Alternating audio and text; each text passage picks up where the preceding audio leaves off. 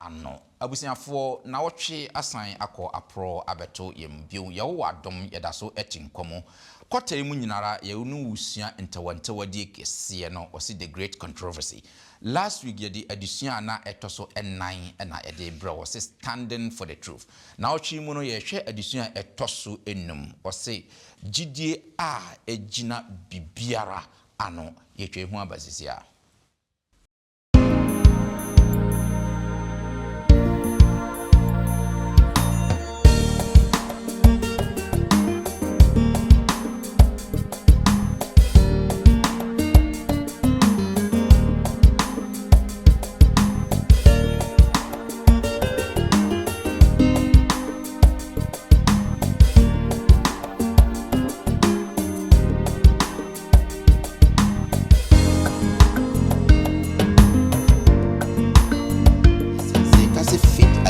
All odds. Yantiasi muno etise. Didi medina no. Didi beti medina nimi nyina no. Ani didi konkwanje mu. Because ebi mo ni adom say adentina obenja ne boni no mu. Wo yese wo befo Nyankopon asem na ode ama afofra wo be chia otai bebre. But for you to understand bibi biara makache mo aja konkron.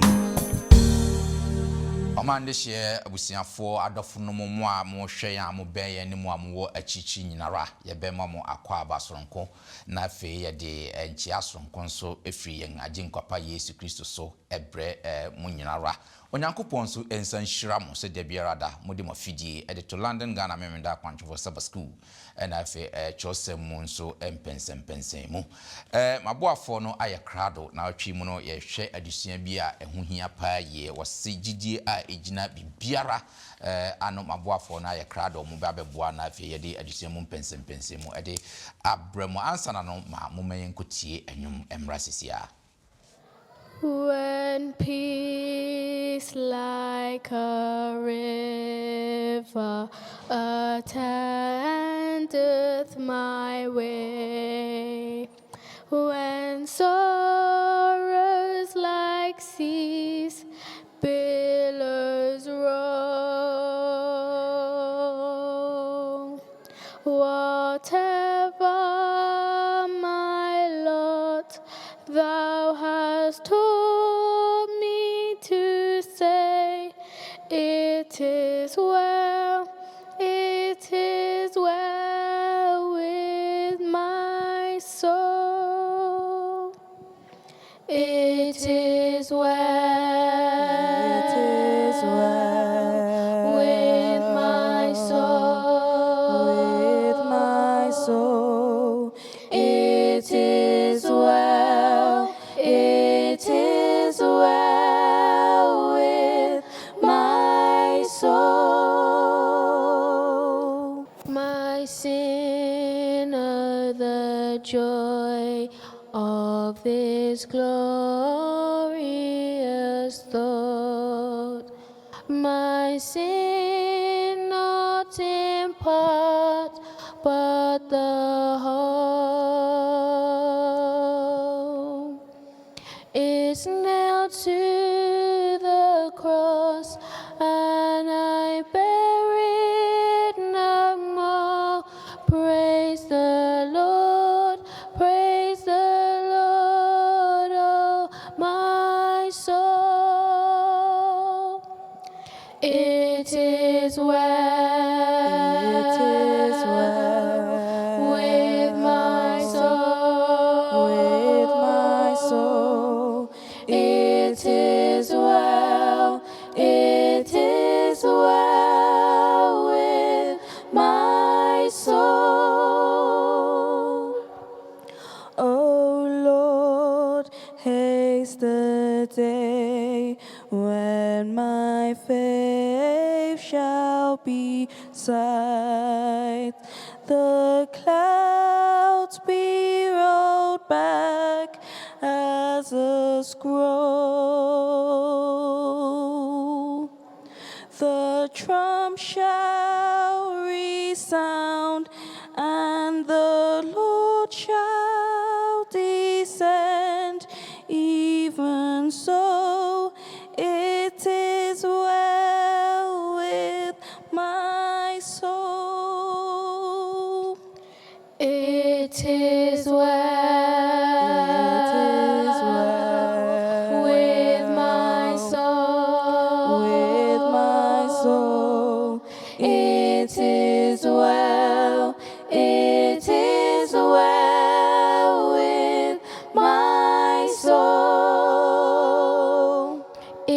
It is well. It is well With my soul.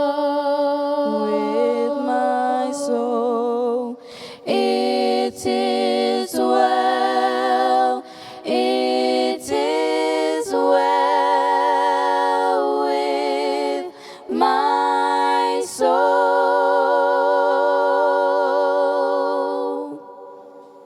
Yɛbɛda wo ma ɔmode anwum yi abrɛ yɛn ase nokwasɛm ne sɛ ɛde paa yie menim sɛ watie anwum no na wasiesie wakoma ɛbɛma adesua a yɛba bɛsua yi ma memfa saa akwanya yi nso na wɔma ɔmo hwɛ asene na yɛyɛ saa adesua yi a ɔmode kɔ wiase afa na nyinaa nso ɛde ma yɛn no nso menkamfo ɔmo ma mo na afei wi a yɛnhwɛ yɛn adesua no mu Trebian TV Ghana adwumakuo mo nso omafa TV adwuma de ato mo so de omo ye ne se omo bo Onyankopɔn ho asɛm nko a dewuro de kɔ wiase afana nyinara omo fa saa adwumade yi nso yi kyerɛ amansan nyinara sɛ wo amoa bi opese wo de bo Trebian TV Ghana Scriptural fa wo number no ebeba begu ye mfoni nani frɛ obi bagye so kakra bia no betimi afa bo Trebian Onyankopɔn ebihira saa na Hope TV Ghana nso efa saa adwumade yi kyerɛ da sama nyinara sɛ ne bɛyɛ Onyankopɔn asɛm so bɛtrɛ akɔ wiase afa na nyinara sɛ wo moa bi a opese wo de bo Hope TV Ghana Scriptural sɛ omo nso fa wo number no ɛwɔ ye mfoni nani obi bagye wo so fra kakra bia no betimi de abom sana Hens TV nso ɛwɔ brekum omo nso omo fa sa ye dwumade yi de kɔ wiase afa na nyinara no kwasam ne sɛ wo moa bi a opese wo de bo Hens TV nso a fa wo number ɛwɔ ye mfoni nani na frɛ obi bagye wo so kakra bia no fa boa wo mo na nam saa yɛ so ma Onyankopɔn asɛm no atimi atrɛ akɔ wiase afa na nyinara ma memfa saa kwanya na afei wo mo ba bɛboa na yayi na sɛ yaye saa mpensempensem minde wo madi mfa nkyerɛ mo na afei wi a yahwɛ adesua ne mo media mo somfo Bismarck Mensa ende yewo adom Mensa asaka Pastor Samson Aboaje eka me ho wa hase last week na pastor wa hase this week nso Onyankopɔn adom pastor esa eka me ho se na me kan no pastor sofopenia order Grace na Prince Emmanuel na afei nso South End ya ansafo ewo ho no pastor na eda no kan bi na ne pastor na esom wa ase pastor yemo akwaba. Great, me da send them so to nsafre watimi aba. Me ko manimu a sister Agnes Teten so na ete ehonum sister Agnes se ne mu munim no de biara ye na eti efiase aye yes additional Zage ye mo akwa aba. Great, da se and then so waba. Me ko manimu a elder Dr. Alex Collins Afan so na ete emfimfini honum no elder ye mo akwa aba. Yeah, yeah. It da se and then so ye to nsafre watimi aba na me ko nyoti etwo no akra na elder Isaac Afriye so na ete etwo no elder so na ne ba no ye on and off kakra me da Nyankopɔn ase se ende ye to nsafre elder ende ye nsaka elder what me be pie video ma elder ye mo akwa yeah ye ni atipa se yi mu a check kakra but ende wa ba ne fa ye ni aso you say wa ba de bo atrase great yeah abusafo ba bia wo biara ahombrase mu no katawani na mema pastor and to addition and show audience emema omemo mpai eda wase obrohunfo no domfo eda wase nyansambo akwa eda wase ahoden nyansa ne ahoden ade adom yen se umma yemra na fi ene ma misuade nyansa nim de fi fa dom ma nyina atiefo nyina hye wonsa de yenim na fi de beka de besusu ni de wo twedian pon wodon sa ka bi ebe se nkran na fi be ma omanya nda so wiase abrabo mu o Yesu de munti amen amen good yenhwe yen addition no o say faith against all odds and as gidie a ejina bribiara ano enka bosam no ye fa fi Psalm 119 verse 11 Psalm 119 verse 11 sister age say why crowd a yenhwe de ode e mayen I say me de won sema kura makoma mu na manya boni bi amen amen yendi kan enhwe atifi asam no faith against all odds no me pomcho say ye bebie mu a ye be kyerase sense ka say faith against all odds yenti ase mu no etisen twi no yenkasam no se gidie a ejina bibiara ano ye Bible mu a den na yenti ase sen Ɛka gyidie gyina biribiara no a ɛkyerɛ sɛ oyareɛ mu gyidie a ɛbɛtumi agyina yareɛ no ɛba ɔhaw mu a gyidie ɛbɛtumi agyina no na mpo owuo mu a gyidie ɛbɛtumi agyina no gyidie ɛbɛtumi agyina nneɛma nyinaa no ɛna yɛ gyidie ɛkɔ nkwagye mu gyidie a ɛntumi nyina biribiara no ɛyɛ gyidie wuyɛ ɔha no ba a ɛsi a ɔbɛboto na afei wagya di enti na me yɛ ate ase a wɔn sɛ doctor betimi declare say obewu na wo gidie bi na wa survive say you are against that odd so what say gidie no a define the doctor aka no wo betimi akọ na wo abusiafo de make say wakobi mu da ana wo ni hu nipa bi akọ bi doctor declare say sabe wanya kokoram bi anka wa hye no say end 3 months obewu nipa na transit for 25 years or that's it wo the gidie bi aka say da bi doctor de wo kan oboa o de afidie computer ka kire na o kan ba de nyankopon kan yes any say and as nyankopon say me wo gidie say me wu in 3 months me trans in 26 ampa no defines are odd no sa gidie ni bi ho asem na ye ka na wo ha say no na maboafo ba beboa na ya hwem no say tete adikanfo no omo de omo mogya to wo ma trosem yi enne aye deja ye nyina ya nya bia ye kan yi wo se na wo purpose nti ana wo yesa na wo botaye sonkunti ana oyesa na ye ba behwe sene ombotaye na omwo no yenso ebetimi anya saa botaye ni bi na etimi anya saa gidie ni bi na mpo ba bia ye kase enke enya possible no ye betimi anya gidie ni akasa eye possible na ampa so ebe ye possible wo ya brabo mu eno na maboafo yi ba beboa na fe ye hwemu ye ni kan enhwe se onyankopon asem no nko ara God's words alone ye hwe Psalm 119 verse 103 yenhwe nsem bia ewo ho no yenhwe David ni attitude towards onyankopon asem yenhwe Psalm 119 verse 103 103 said the one sem ye me dodom de esni said the ewo ye menum amen so we 119 no so verse 147 no so David saka asem bi wo ho no see me tia anopahema mitiam many da wasem so amen enti mame fan tire na mbisa pastor David ne attitude towards onyankopon asem sese ne wonsan ye me de wo dodom ye ka se bibi ye de wo dodom a se we ne munim no se ka ta aduane we ye de wo dodom a that description no asemfu ano de ahye honom no David no ofa onyankopon asem say na wo hwa asem na nasem yi enya nsunsanso wo reformers no omom de nsakraso no ba na yenso ene emri sena yenso yemfa asemi and I say okwambenso na emwaye. Yeah, thank you Bismarck. Atiefo echiemu nyina. Wo hwe David asem wo kan na ekire se no fe hu nyame asem. Wo se nyame asem eye de esen ewo. Empo se udi wo ne kwhye do mu a wo so fe hu sa. But wo se nyame asem eye more than that. Ekire se ne David ni ku nyame asem ho. Onye bibia obetumi na to nyame asem ho. Saa so number reformers no nso a wo se nyame asem no eye nyinaso ema wongidie. Eno nti ema ofo yaw mu ofamanie mu na nso esan se na owo suban papa ema nyame asem na se woni ku nyame asem ho nti no wampa aba na bimpo efa so ekọ onwuo mu na wongidie onya ye no otimi de yenkurumdifo ewo wiase abrabo yi mu wo hwe nyame sum mu na se de yenwane kan ye na ye wogidie obia se wogidie oha maya obia wogidie be oha ba ani hu se obu wogidie na se woni gidie enna me wo nkwan wa hoden ya rema die I can tell you say oh mo wogidie onyankopon mu na so oha bi ba wa hwe na wogidie no ye den ekopa eno nya gidie a etimi gina bibia no onyame asem guto na ebeboa yen na fe gidie wo nyame mu no etimi asipi na asita say the reformers and I say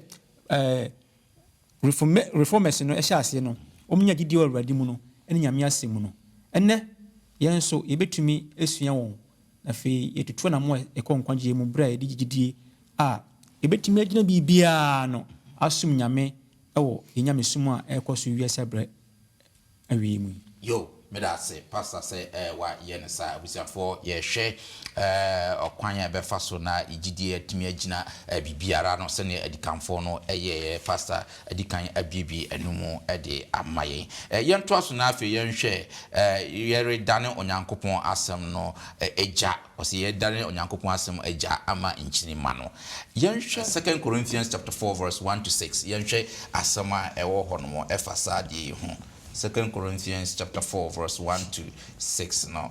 Etifa sem se Nyankopon kese. Se ye yinti. Se ye wo sa sumye. Nyankopon mo bro hu nti ya mpaba. Na yimom ya po ani wodi a ehunta no. Na ya nanti ani fremu. Ana se ya mfra Onyankopon asem no mu. Na yimom ya da nokra no adi. Di yi ya hu kire nipa nyina. Nyankopon anim. Na se yen asempa no so akata eso akata wo won a orira no mu won mu na wiase nyame efra won a wonyenie no adwene ani na Kristo a oye Nyankopon so ban no animonyam asempa no han ahren ama won na enye yen ho asem na yeka na yemmom Kristo Yesu se oni Erade eni yen nso se Yesu nti yeyem kwa ensia efise ye Onyankopon a oka se han free esumu inhire no na ehire yen akomemu se Nyankopon animonyam a ewo Kristo anim ne ho nimdi ehire amen Amen. Good. Corinthians 2 Corinthians 2 verse 2 and 14. 2 Corinthians 2:14. Yeah, do you 2:14. 2:14. Asi na asidanka Onyankopon ma yedi Kristo mu nkunim da na onam yensu yi ni nimde ho hwa edi ma nyina amen Amen. Ti mame nko dog so ye hwe Paul asem a o kan wo 2 Corinthians ya edie be na emma Paul sa confidence despite say o challenges e wo Onyankopon asem a o kan. Many of us Mike Medase. Baby a pastor did see the pastor Chrema who say reformers no. Omu say Onyankopon no kre na ejina Bible so. Enti de no omu ye nyina na ejina Bible so. Na adusiano kire say wo ye wadwen so Onyankopon no kre eye no eye Bible no. So be extend ama different people say what side with Onyankopon with great controversy now will be extend here. These are the challenges Albania. And the kind of 2 Corinthians I can some of the challenges are Paul nyaye.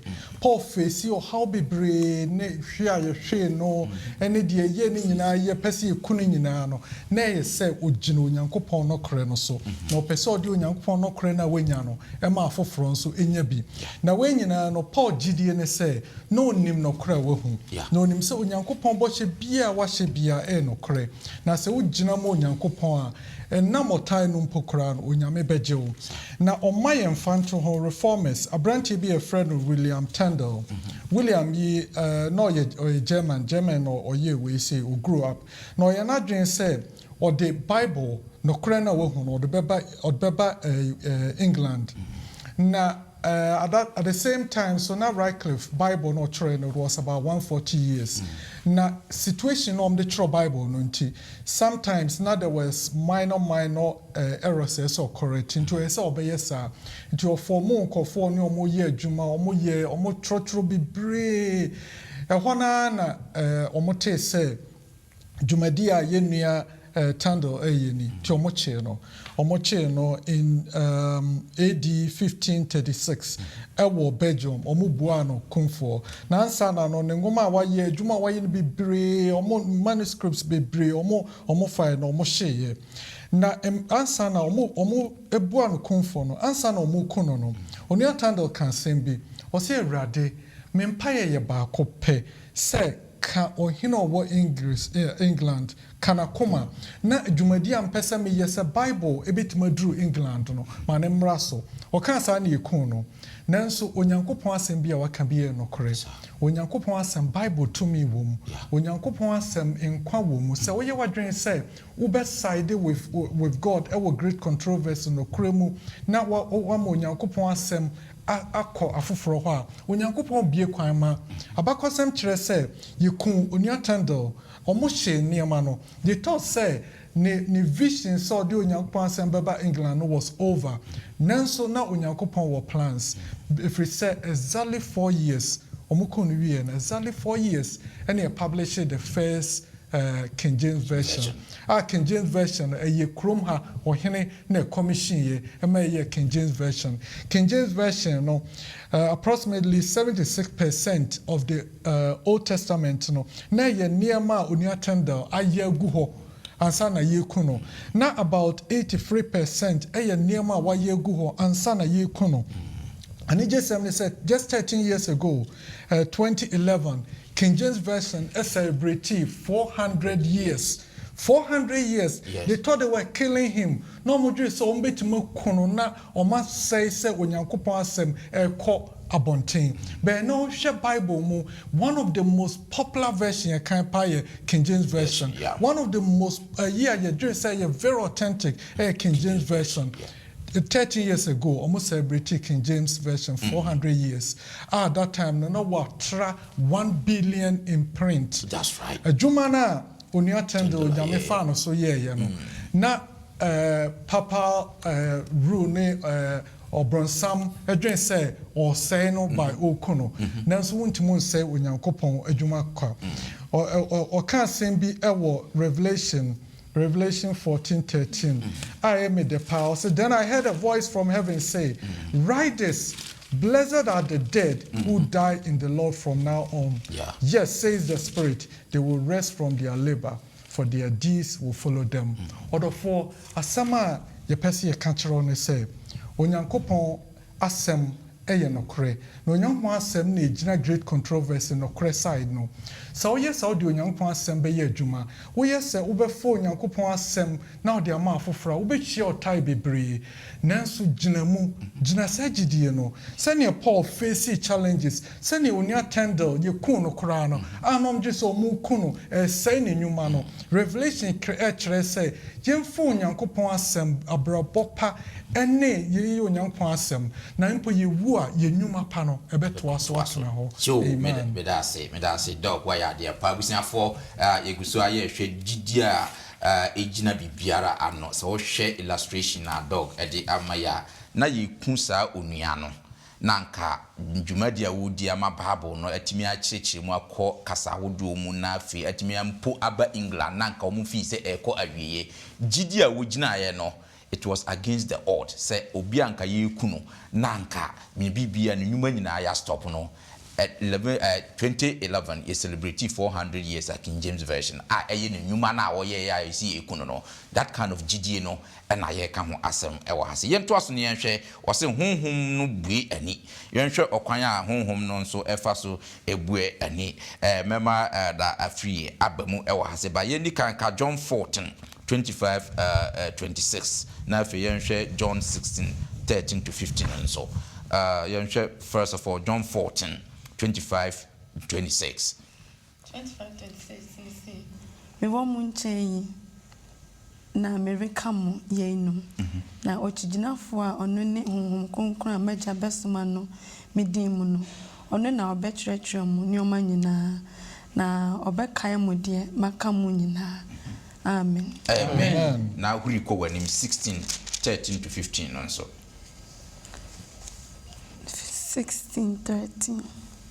Asim na se wono nokra honhom no nyaba obetwa mokwan akọ nokra no nyina mu na emfiri ono ara ne mu na obekasa na bibiara obeti no obeka na obetwa mu nioma ebeba ono na obehye me animonyam efise obefa me die bi na wode abetwa mu 15 nioma meja wonyina je media yenti na meka se obefa me die bi na wodi abetrem. Amen. Then finally Peter ka sembi a me fi se eno so hia pa in terms of ye be hwe okwan ya yemfa so ncheche mu no. 2 Peter chapter 1 verse 20 and 21 no so.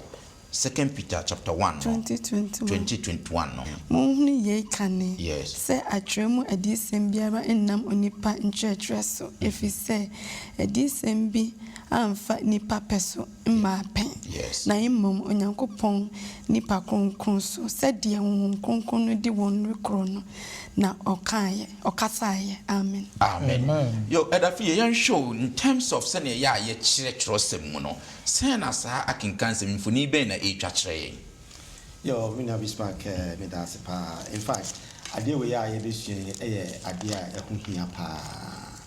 If we say said 2 Peter chapter 1 verse 20 ka kyerɛ en say atwe bia ye mfa say ye patriarchs of old law omo twere trosem no omo amfa omo ahodi omo amfa omo adwen yeah na so omo nyansa on kronkron ne da ne di edi kyerɛ nti ansa na won so a yen ya ba enne yi no ansa na yen so ye betimi asua twesem na ate ase ana se yen so ditimi di akyekye no ehia se won kronkron no ebe den woni na ebe kyekye yen na efise Yesu Kristo no ahye bo se ese wono kɔ na so wono kɔ a osbesma hon kronkron na amana ba no ba be kyekye na senti a meka se hu hia ne se ye hwe ye nua pani ti se Martin Luther enkyekye bi a ekɔ so mre bi enti na se opese wunya bone fefre a na esan se omuntimi kan trosem no na Roman panifo no a kyerɛ on se ansa na obetimi anya bone fefre no agi se wo ye honam mu niema bi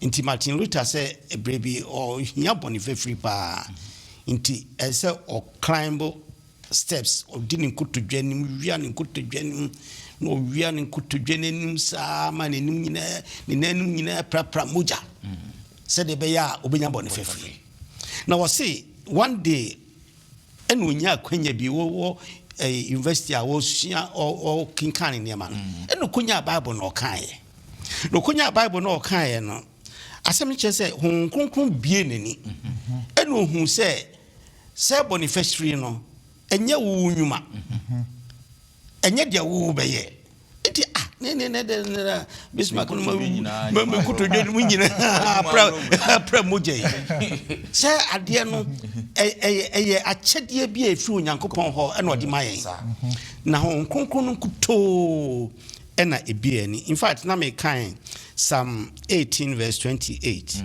also onyankopɔn enam hon kronkron so ena woyi ne hu adi kyerɛ. That's right. So na we can John 15 so verse 15 na o say Jesus Christ say die magya ne di ma me bia mayi akyerɛ mo. So na we can sa nema we nyina na kyerɛ say Jesus Christ ansa na suafo no ebeti niema o kan na se no enti na o hye on boss sabre mi ni mu nkyɛn. But for you to understand bibi biara maka kyerɛ mo no agye hon kronkron no because o se hon kronkron no ba obekyerɛkyerɛ mo de ma kyerɛ mo nyina de mpomu wura afi no on ebe yɛ den obɛkaakae mo na enuanom se e ka se besua twɛsɛm no na ebe yi hon kronkron no afri asi nkyɛn a de bɛba no enye papa na nse nkrofo bi kura ba se Yesu asɛm o kan se opese odi machi a fa wasenua no so a so na po we nyina na bi di machi nti se nipa bi nam ho a ni akobɔ asenua kese na da ye ko ho ne ye dinam so no so nti Yesu asenua say but Jesus said deny yourself no kire say wo begya niema eye wo ankasa wo pem no na wafa Yesu Kristo epe na hon kronkron na beda na di achel na o kan John chapter 17 verse 17 so or chain say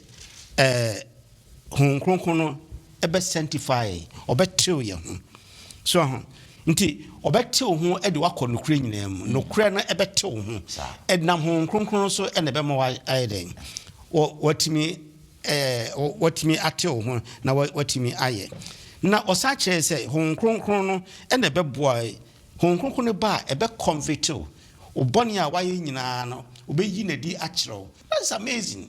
And some cost to cross and as some come here nti sɛ we hon kronkron no esi nkyɛn a trust no be fa aye ne nyina in fact ebi no kura sese obi pa asua trust na esan sa won kronkron ka ho no kra no at the end of it all no and a Bible no contradicting no and a Bible and simply but see dia ho to ho kronkron no so obede obecheche amatias yo me da se pa e da no kwasem pa se oko social media hwese ne nkofo bi cheche dum se a canal explanation of interpretation of ankopon asem no honhom nka ho o kan na se ne ehunu no ho na o ma interpretation no oni any spiritual ade bi e guide no ntino o kan trust abon so omo dane nsem ne bi butu omo twa bi omo bucha na interpretation ne sa se wa ma ho konkro no kwan abusiafo na elder e kana ama wo kan trust na yedin na honhom no nkasa nkyerɛ no ma wa kwankyerɛ no bie wani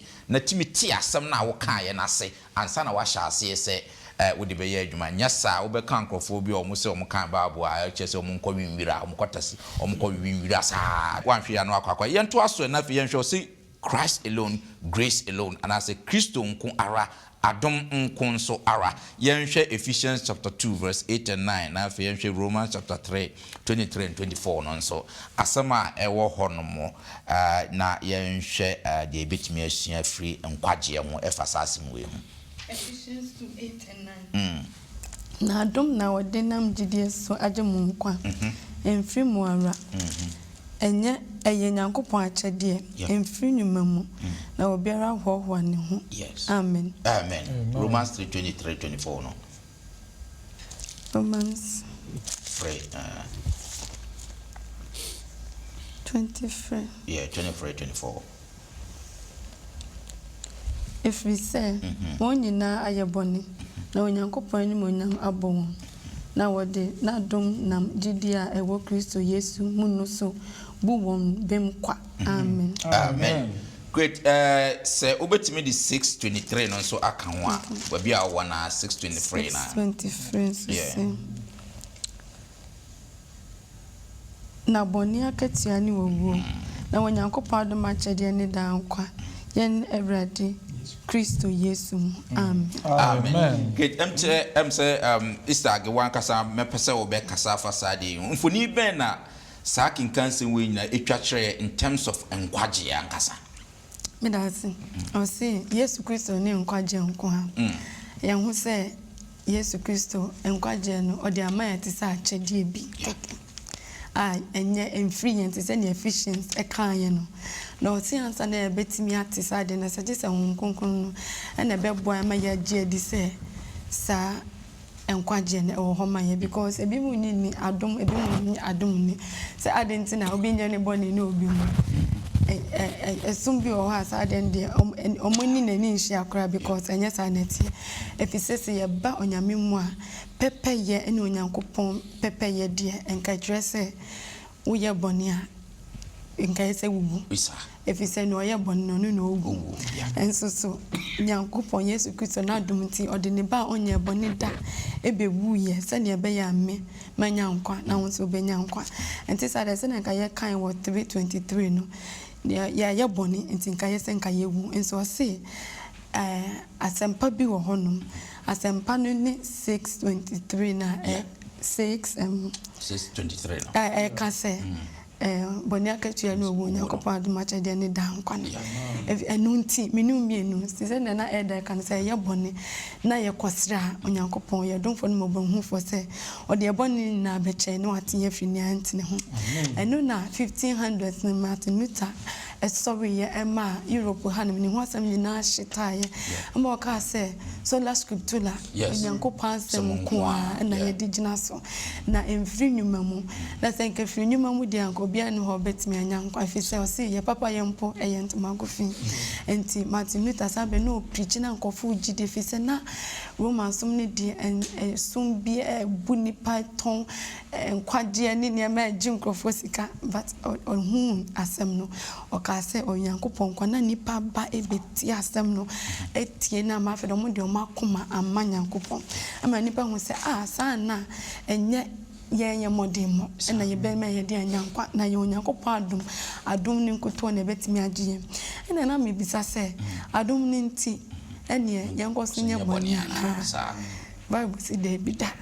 And when we say onyankopon adom na agye and dear, and so we need to live in appreciation to nyame ayama na yesu tie. They say sitie and ebema sa adom atimi amba mo amaye. Timi kasa adom ti maye ni amepe na mamba nyame say once saved always saved. There be nya sanity onyame agye minti esa me bo ahote ebra e de hye n'animonyam na wateme ho da kopem se meye pe se ne be ya beba be family me akọ enti o ma quote bi wo Desire of Ages a ya me dem pese me kan kaka o say Christ was treated as we deserve that we might be treated as he deserves. He was condemned for our sins in which he had no share, that we might be justified by his righteousness in which he had no share. He suffered the death which was ours, that we might receive life which was his. And just say, Nenyamia yema yebia, see adum is undeserved and semi and so. When you go for na yama ye, or be woo send ya be ya me manyankwa. Bonia on one yano. Ye de trianica into the form mama yentie nyame asem ye nya asuti se ne be ya ne wu obewu asenuaneso enye kwa.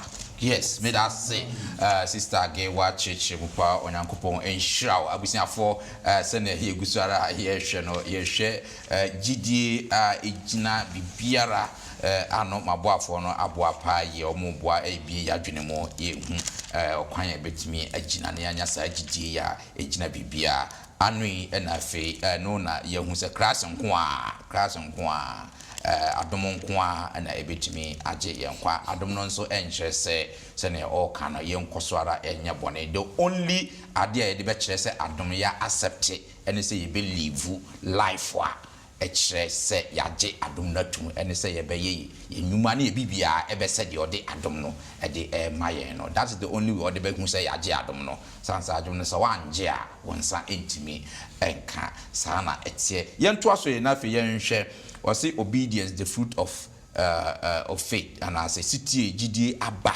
yanhwe no nso adusia a wode maye wo Romans chapter 4 verse 27 to 31 no na fe yahwe Romans 6:15 to 18 no nso yanhwe afutu a wode maye wo hase efa say Yesu Kristo nkuto na obetimi agye no. Romans 3:27 to 31. What if I say, and what infata onipa? Or say, Afe, and what were he? What to honor every moon? And I'm rabbi so. In your diaso, there be naimum, and them GDM raso. And tina, ye buni say, wakwati imranuma, the GDN ebu nipa bim. Verse 29. Or say, onyankopon ye, you da phone kwa radia.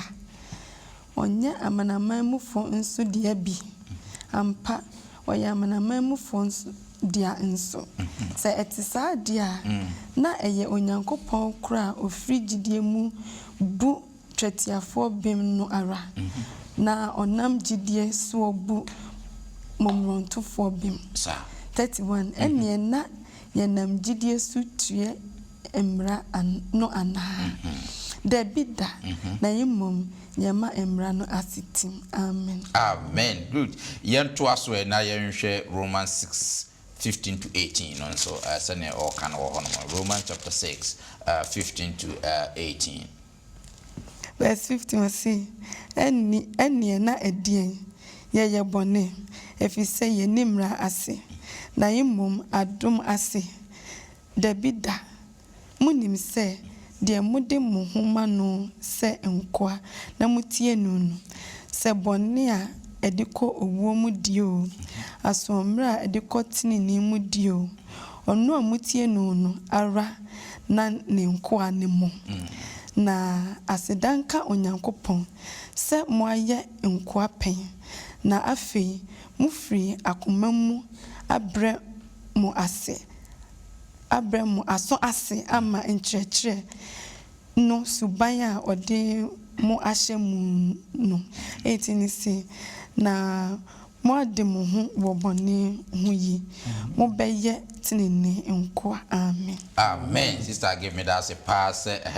What kind of boko ato boa navigate yourself through trust and more a day ama. Ya pass ama me mbra wo so na fe ye nhwe city osi gidie aba yenhwe kenkan sem a sister age akan ma yo Roman foi mfuni be ni twa kire yen wa ha se that's Bismarck mfoni a yehu ewa ha ene se ye kan kwagye a unye dwuma no nyankwa unni mraso ene wanyankwa enkwagye ya kyede sonko a onyankopon nam Yesu dia ma yen caveat won so benya gidi wo Yesu Kristo mu eba sai wanyankwa na eno bisa se na emranso ba musen na se siti ba musen o kinkan Bible na beto bibi e fe ne siti na se obedience a etwa adwin si mraso nti wanyankwa ntino onyame mra no ese no ni wuru e pleni se na se dwuma ben na edie enipa bika se esan se Yesu abema yen kwantino onyame mra eni ho biemu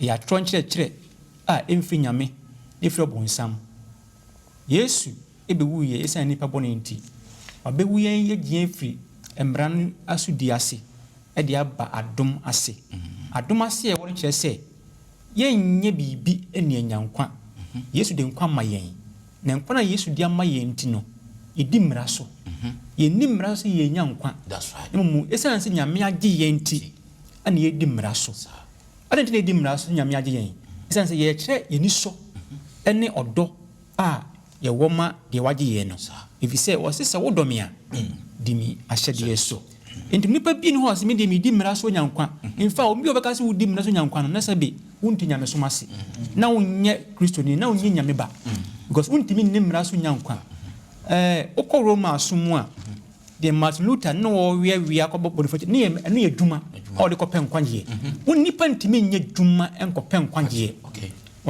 nkwagye nyame de adom ye na ye yesdi efuei ebi kura bo ye kwanu se na mose mmara esanse munni de Yesu ayi ni da binya sanete SDA ni bia o ye SDA ni papa no onni mmara so wonya nkwa na mo gitum se Yesu agye ne nkwa nkwagye ya kyede enyame de ya mayen yam ye kyere ye ni so ne ye do a woma onyankopon na a wode ne nkwa gyama ye no enu tie tie ne no ebi se so do papa obetie ne voice enkobodwaman de humida so be di humida so wonni humida so wonya nkwa em ye di humida so se enyame se me da kronkron ne nyame na wagye ye no na ode ne do yi na dia kyere ye no ye kyere ni so se de wo bia ebetie wo ne de ye dwuma enti adwuma ye de na se obedience ye eye